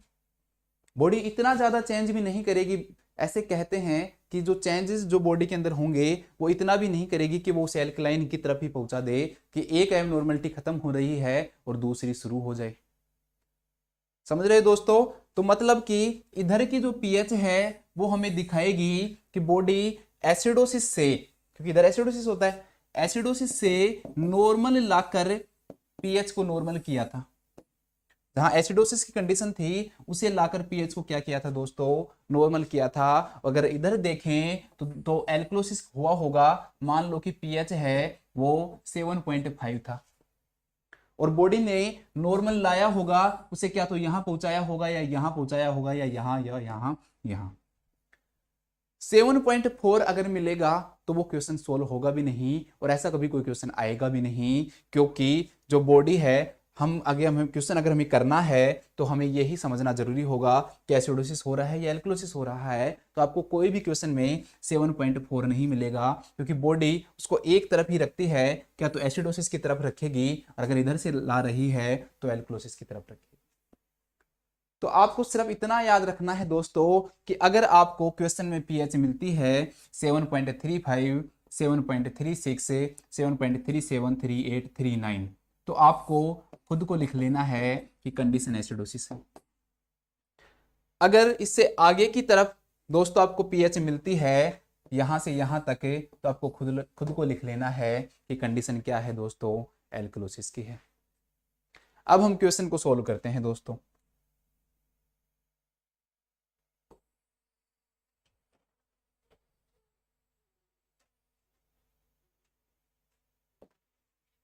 वही करेंगे, चेंज कुछ नहीं करना, चलना वैसे ही है। पीएच को देखेंगे दोस्तों, पीएच 7.39 मिली। जब भी नॉर्मल पीएच मिलेगी दोस्तों उस स्केल का यूज करना है। हम जानते हैं कि 7.35 से लेकर 7.36, 7.37, 7.38 और 7.39 यहां तक क्या है? एसिडोसिस है। आपने लिख लिया कि पहली कंडीशन तो मुझे पता लग गई एसिडोसिस से, कि आगे अब आपको कोई प्रॉब्लम आएगी दोस्तों? आप कहोगे नहीं सर आगे तो हम कर लेंगे। कैसे करोगे? चलो बताते हैं। एसिडोसिस हो गया दोस्तों तो आगे आप कहोगे ऐसा हुआ तो क्यों हुआ? वाई। तो दोस्तों आप जानते हो एसिडोसिस का अगर कारण है तो वो आपके पास दो ही कारण है दोस्तों, क्या तो PaCO2 का लेवल बढ़ा होगा या फिर HCO3 का लेवल कम हुआ होगा। आपको देखना है कि आपके क्वेश्चन में दोनों में से कौन सा दे रखा है। आपने देखा कि PaCO2 का जो लेवल होता है दोस्तों वो 35 to 45 होता है, जबकि HCO3 का जो नॉर्मल जो लेवल होता है दोस्तों वो 22 to 27 होता है। आपने देखा कि PaCO2 है वो 27 है, 27 तो कम हो गई, मतलब कि क्या PaCO2 के कम होने के कारण कभी एसिडोसिस हो सकता है? आप कहोगे नहीं। अगर एसिडोसिस हो रहा है तो PaCO2 को बढ़ना ही होगा, मतलब कि PaCO2 ने तो एसिडोसिस नहीं की, फिर किसने की? HCO3 ने। देखते हैं की या नहीं की। HCO3 को अपना लेवल क्या करना होगा? कम करना होगा। यहाँ देखिए दोस्तों क्वेश्चन में 19 दे रखा है, मतलब इसने लेवल कम किया होगा जिसके कारण एसिडोसिस हुआ होगा, और उसे ठीक करने के लिए PaCO2 कहेगा कि अगर मेरा लेवल बढ़ा तो और एसिडोसिस हो जाएगा और मुझे तो ठीक करना है, नुकसान थोड़ी करना है कि मैं बढ़ा दूं। तो उसने अपना लेवल क्या कर लिया? कम कर लिया, जिसके कारण हुआ होगा। तो हमें दूसरा निकल गया दोस्तों कि ये कंडीशन है, ये मेटाबॉलिक है। ये लीजिए।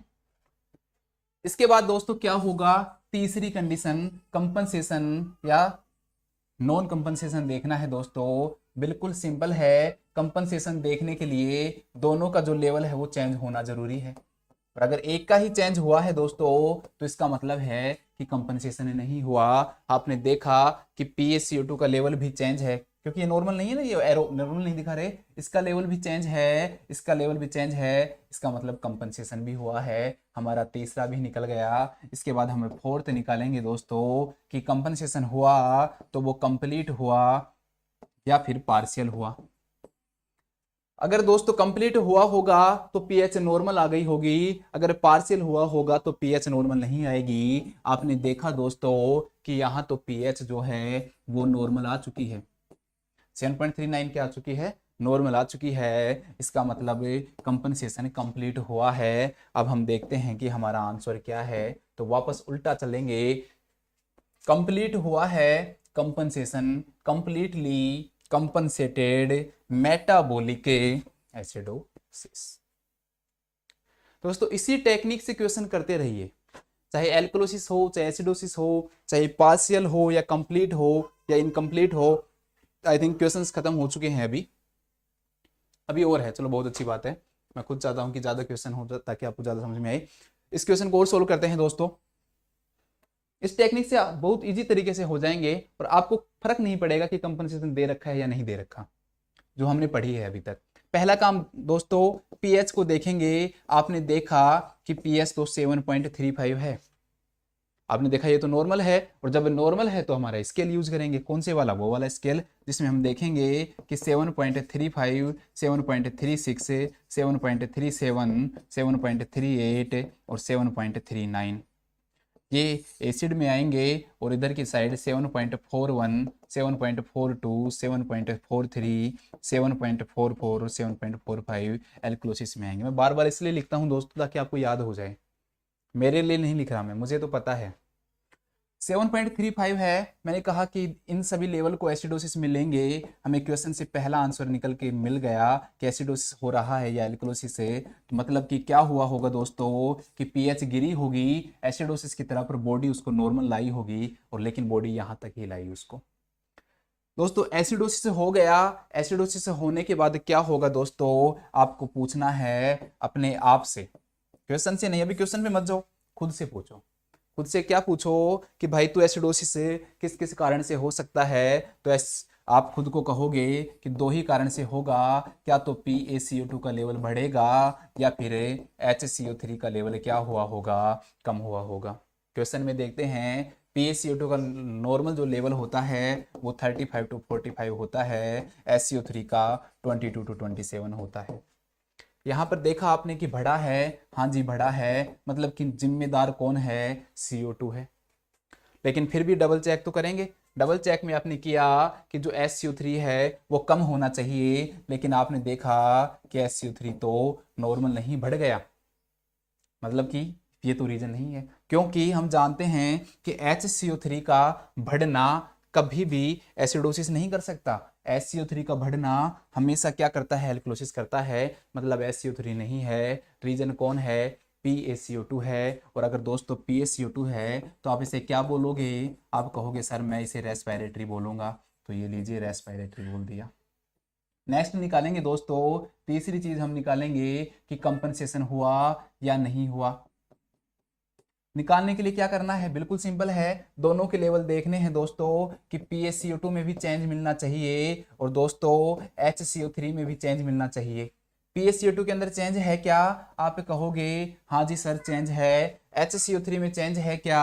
हाँ सर चेंज है। ध्यान रखना यहाँ आपको ये भी देखने की जरूरत नहीं है कि कौन सा बड़ा है कौन सा कम, सिर्फ इतना देखो कि चेंज हुआ है। पता लग गया कि चेंज हुआ है, मतलब कि कंपनसेशन तो हुआ है। अब कंपनसेशन अगर हुआ है तो क्या तो वो कंप्लीट हुआ होगा या फिर पार्शियल हुआ होगा। और अगर दोस्तों कंप्लीट कंपनसेशन हुआ होगा तो पीएच नॉर्मल पे आ जाएगी, और अगर पार्शियल हुआ होगा तो पीएच नॉर्मल पे नहीं आ पाएगी। लेकिन पीएच को तो नॉर्मल ले आया, पीएच को क्या ले आया? नॉर्मल पे ले आया। और पीएच क्या आ गई दोस्तों? नॉर्मल आ गई। और पीएच का नॉर्मल आना दोस्तों क्या कहलाता है? कंप्लीट कंपनसेशन कहलाता है। कंडीशन हुई क्या होगी? देखो कंडीशन क्या हुई होगी दोस्तों, CO2 का लेवल बढ़ना एसिडोसिस कहलाता है। CO2 ने एसिडोसिस की होगी, इस एसिडोसिस को कम करने के लिए SCO3 ने अपना मान बढ़ाया होगा, क्योंकि SCO3 खुद कम हो गया तो ये तो खुद कर देगा, इसलिए अपना मान इसने क्या किया होगा? इंक्रीज किया होगा। आंसर क्या निकल के आया दोस्तों? कंप्लीट हो गया कंपनसेटेड रेस्पिरेटरी और acidosis. Completely compensated respiratory acidosis हो गया दोस्तों। अब शायद नहीं है कोई क्वेश्चन, नहीं है। तो दोस्तों मैं आशा करता हूं आप लोगों से कि आप लोगों को ये क्लास समझ में आई होगी। बिल्कुल सिंपल है। सिर्फ मैं अगर पूरी क्लास का एक समरी दूं, एक संक्षेप में अगर आपको बताऊं अगर दोस्तों, तो मैं सिर्फ इतना कहूंगा कि आपको कुछ समझ में आए या नहीं आए, लेकिन बस ये हो कि CO2 मतलब रेस्पिरेटरी और SCO3 मतलब क्या है, मेटाबॉलिक। और दूसरा CO2 मतलब, चलो मैं लिख ही देता हूं, समरी। समरी सिर्फ इतना सा निकल के आता है दोस्तों, CO2 का मतलब दो चीजें समझ लो आप तो, कि CO2 का मतलब एक तो एसिड है और एक CO2 का मतलब रेस्पिरेटरी है। और HCO3 का मतलब बस दोस्तों इतना समझ लो कि HCO3 का मतलब क्या तो एल्कलाइन है, या एल्कलोसिस लिख देता हूं, एल्कलोसिस, या फिर इसका मतलब है मेटाबॉलिक। बस आप इससे पूरे निकाल सकते हो सब कुछ। CO2 को बढ़ाओगे एसिड बढ़ेगा, SCO3 को बढ़ाओगे एल्कलाइन बढ़ेगा, CO2 को कम करोगे मतलब एसिड घटेगा, तो कौन बढ़ेगा, एसिडोसिस बढ़ेगा, सॉरी एल्कलोसिस बढ़ेगा। इसी प्रकार SCO3 है दोस्तों, HCO3 को अगर आप बढ़ाओगे तो क्या होगा, एल्कलोसिस होगा। और अगर आप HCO3 को दोस्तों घटाओगे तो क्या होगा, एसिडोसिस होगा। इधर ही ऐसे लिख लो, PCO2 को अगर आप बढ़ाओगे दोस्तों तो एसिडोसिस होगा, और अगर PCO2 को अगर आप घटाओगे तो एल्कलोसिस होगा। ये तो समझना ही नहीं है, क्योंकि हमें एक लाइन में ही पता है कि CO2 मतलब एसिड, और अगर एसिड बढ़ेगा तो एसिडोसिस, और एसिड कम होगा तो एल्कलोसिस। बस ये लास्ट में मानता हूं कि आपकी समरी हो गई। अब ज्यादा से ज्यादा क्वेश्चन सोल्व कीजिए दोस्त, टफ से टफ क्वेश्चन देखिए, आपको खुद को लगेगा कि ये तो बहुत सिंपल है। हर में वही टेक्निक यूज कीजिए, पहले पीएच निकालिए, फिर खुद से पूछिए क्या रीजन है, जो क्वेश्चंस के अंदर दे रखे हैं उनसे उनकी तुलना कीजिए, तो आपको ये सारे जो क्वेश्चंस हैं वो सॉल्व हो जाएंगे। मैं आशा करता हूँ कि आप लोगों को अच्छे से समझ में आया होगा, और ये जो क्लास है वो आपके लिए फायदेमंद रही होगी। Thank you so much.